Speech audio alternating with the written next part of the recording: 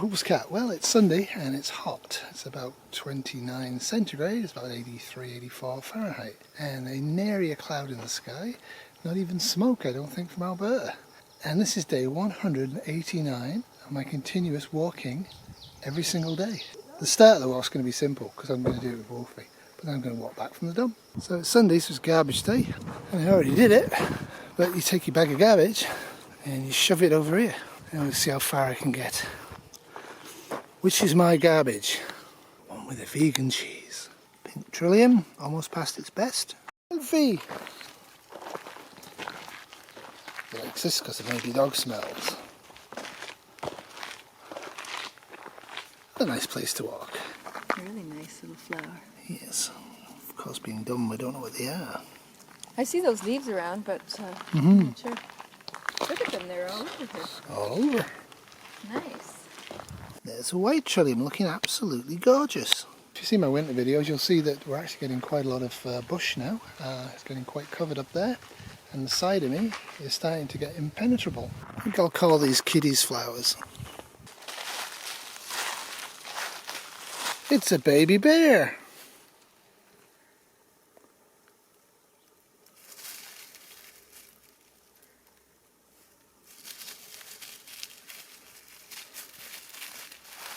Come in, Buff. If we're fortunate enough to be in Ontario and see one of these signs, it means there is a boat launch and it's free for public use. And that's where we're taking Kitty and the little teddy. Now, just because it is a public access boat launch, don't expect to be able to access it very easily. This is pretty steep. And in the winter, good luck unless you're on a snowmobile. Good advice wherever you live. Now, what's the temperature, Kitty? Oh, it's not bad. Kitty says it's not bad. Wolfie, you gonna go swimming? Put your hand in, huh? This dog has chronic rabies. You going in, Wolfie? Alright, Daddy's going in. Yeah, you could jump in and then you jump out very quickly. About 62 Fahrenheit according to Randy the garbage guy.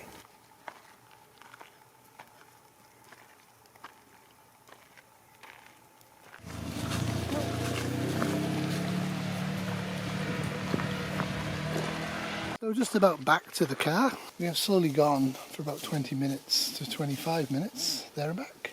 Now the tough part of the walk begins. I'm going to walk along the roads and then through two forests. If we ever get back to the car.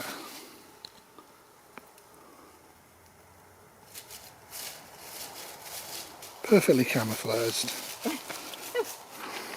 Happy dog. And hydrating. There goes the Wolfie mobile. Bye!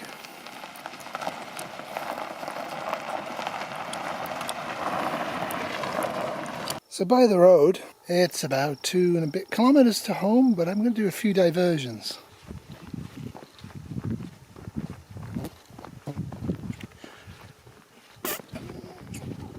For those who haven't seen me do this before, I blow the water out of this tubing when I finish with it because it actually, strangely enough, gets quite hot in the sunlight very fast.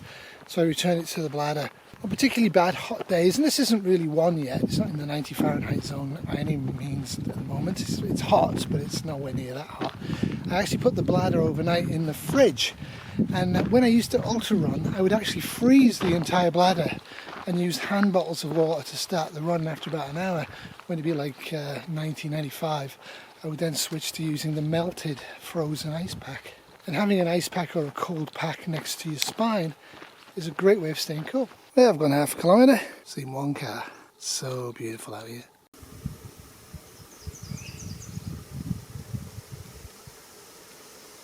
Well, I've gone a kilometre and I've seen one car still, and I can hear and see the plane above my head. And my markings are still in place. Second car. Third of the way through an 800 metre climb. Climb up here, and you see that. You feel the ups. Now, as I said before, if you're going a long walk, you want to use the corners and cut corners where it's safe to do so to actually shorten the journey. And that's why I'm on this side. But there is an exception to that. There's an exception usually I find to everything. And that's on a day like this. It's hot. there's no cloud. If you don't have any water, or if you're going for a significant journey, walk on the shady side, even if it is longer. So my markings are intact, which means I must have gone 1.5 kilometers. And indeed I have. I have about 600 meters from now to go home, and that's kind of, you know, road. So what I'm going to do is I'm actually going to divert and go into the bush on this side and do some bush whacking and go back to the ruins, then walk up a side road, drop into an unused part of Kitty's property, head to the beaver pond and go around the beaver pond. So it'll be a bit longer than 600 meters. So first off, I get to go on a little unused trail part, and I wouldn't be surprised next time you see me I'm wearing a bug suit. Nice little meadow. But into the bush we go.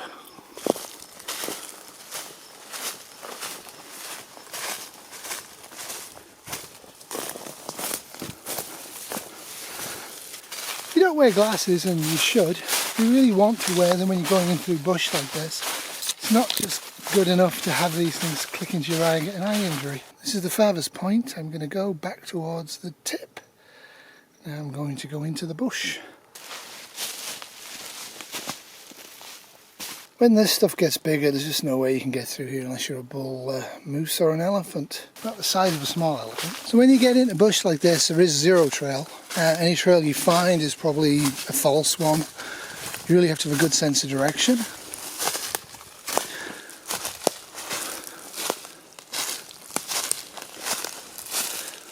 It's a lot easier on sunny days. There's a bunch of rocks put together by an ancient Indian society, or more likely a white settler farmer.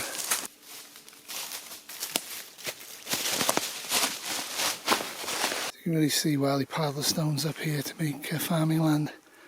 But the soil's too poor. Probably an old road trail. I'm not going to take that though. I'm going to go that way. As boogie as this is, it's absolutely beautiful, the light display. It's impassable even if you're able to avoid the fallen trees. I'm going to try that way. But enough of this He-Man stuff. Time for the bug suit. I'll leave this open for the time being, but pretty soon it's going to be closed up, I think. It's absolutely tragic to think of people moving these by hand with a horse or oxen if they were lucky. Just to find out after a couple of growing seasons there was no soil left because it's so thin. Tons and tons of soil moved for no reason. And I'm actually partially recreating that at the Shire, but I'll show you that in a different video. Wetlands drying out, but the mosquitoes aren't dead yet. There we go, there's the ruins. One careful owner needs a bit of fixing up. It's not mosquito proof. Nice old car. Coughing badly because I inhaled the mosquito. Horrible to do that. There's the old gas tank of the car. The outhouse has seen better days.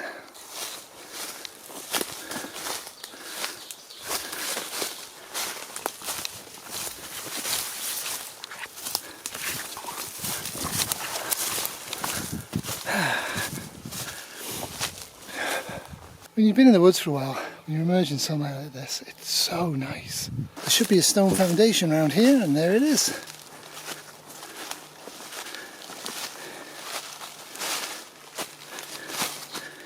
This is the original cabin foundation or barn foundation, made by stones they dug out of the soil. There's the sign. We're now going into the last part of the forest, which is all Kitty and her sister's forest, and head to the beaver pond, and then walk around the beaver pond, and then go home. Do a course online to make my brain better, and then have a bath, I think. As you can see, there's no obvious way in. That's deliberate. This is a year-round ATV snowmobile trail. I don't want them to be snowmobile ATVing on Kitty's land.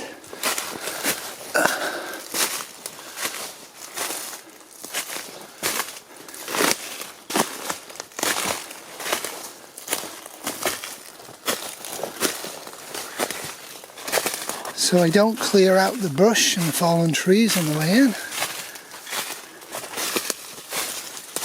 And then I give myself a guide. Because frankly, at this time of year, you need that. So do I go that way? Or that way? I think I'll go that way, I'm not wearing boots.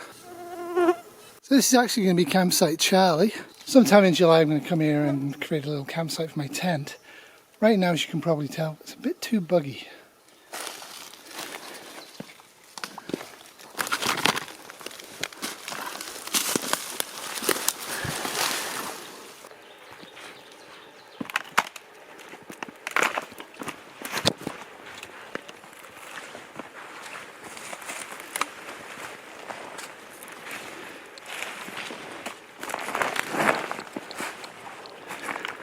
survived. So if you're wondering, the bug suit makes you very, very hot and you really need to full face on it. Today it's not quite so bad for the bugs, so I'm not bothering, but they were starting to bite my arms quite badly and the neck, which is why I've got it on. I do use DEET and I do use lemon oil and eucalyptus oils. I find they work okay. Problem is they sweat off, and the problem with all of them, and especially the DEET, is it's actually going to give me cancer with prolonged exposure and also sweat off and go into the environment. I'm not really sure I want to do that. There are jobs and there are times where I have to use it, and I do. Generally I spray it on my clothing, not myself. Alrighty. So I haven't seen a trail sign for quite some time because I deliberately went off trail to add to the adventure.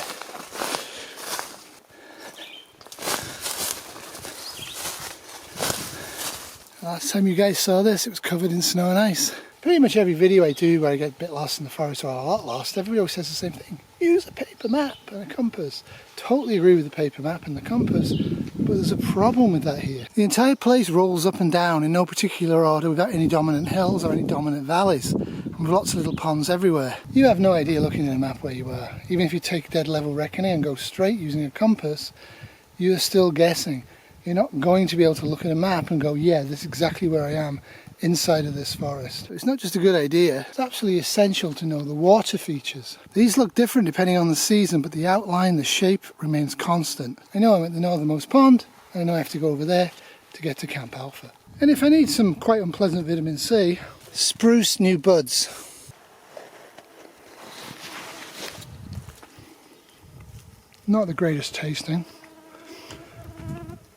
but not too bad. Don't eat a lot of these, you'll get upset stomach. This is exactly where I wanted to be, overshot by about 20 feet. The reason being, if I come in more directly, I encounter quite a bit of water, and I didn't want to. Actually, the bush here isn't as bad as I anticipated it to be. It's usually a lot denser than this at this time of year. I suspect when I get back from Gatineau in Quebec in July, this will be pretty treacherous, but we'll come out and have a look. It's pretty dense though in parts, but somewhat easy to get through. But you absolutely have to have eye protection on.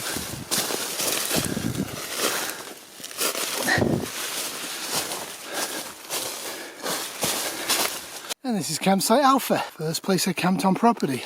And there's a lake down there, and at the time I thought this was the lower lake that actually attaches to the property. But it's not, it's part of the northern lake. Didn't realise that. Took me to 2 winters and winter exploring on the lake itself and marking stuff before I knew it. Starting wood, anybody? This is the place I get lost a lot because the trees grow really fast. One of the things I've learned by trial and error is always bear left, even if I want to bear right. This is actually the trail to Camp Bravo. And Camp Bravo's on top of there. That's where I did my cooking demonstrations. Now I didn't bring them out into the forest, but they were brought out in the winter. There's a winter thing. And if they're still there in the winter, I'll bring the base fit out, find somewhere safe and set fire to the forest. Just kidding. Although it's the end of May and we had like 2 foot of snow on the ground about 5 weeks ago, I would never use flame in these conditions. It's actually illegal as a fire ban and you have to have a permit for open flame. But the truth of it is, this stuff will go up very, very quickly. And there's no way I can beat the flames out once they catch. It's not worth it. You really shouldn't be using naked flame other than a designated campsite in a legal fire pit when you're legally allowed to. I know it's beautiful on a campfire night to light a naked flame, but in Canada, in our forests, we like them. Please don't burn them down. And that's Camp Bravo. Bit of work to do before I reuse that one. Alright, let's head to the beaver pond and then home. Maybe we'll see the beaver. We actually have live beaver now in the pond again. And usually you don't see it, though we have seen it a few times. Usually when you get down there you hear it splat into the water when it hears you coming. Probably recognise this from my winter videos. Looks a bit different. Trails do look different in the winter.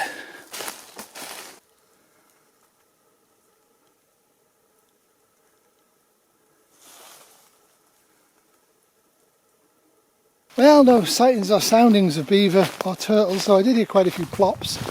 We have quite a few painted turtles now in the pond, which is also nice. It means that there's food in there for them to eat, so the ecosystem's healthy. Certainly healthy for the mosquitoes. So I was going to call this trail the Iowa Trail in honour of my friend Chris from Des Moines, who's currently well over day 200 of a running streak, a daily running streak. And he's the one that inspired me to do a daily walking streak. So that's it for me on day 189. hot, sunny, and the trail is called The Zone. If any of you are into Russian sci-fi, you'll know where that comes from. Answers below. Like I said, I'm off to Gatineau in Quebec for 28 days in a couple of days, and we go there basically to escape the bugs and to explore and enjoy city life for a change. And I look forward to catching up with everybody when I release the videos from that in July. Have yourself a healthy and safe summer. Make sure you don't live in fear, and don't just sit around waiting for tomorrow to act. If you can incorporate exercise into your normal activities of living, do so. Make sure you do something every day. Set yourself a goal and do it. Do it every day. And if you can't do it on one of the days, be kind to yourself. But if you can do it, do it. We missed the turtle. Toodles from paradise. Removing those dead trees in the wind really opened this up, eh? This video has been brought to you by a Rural Terrier Production 2023. This is my weight training gym.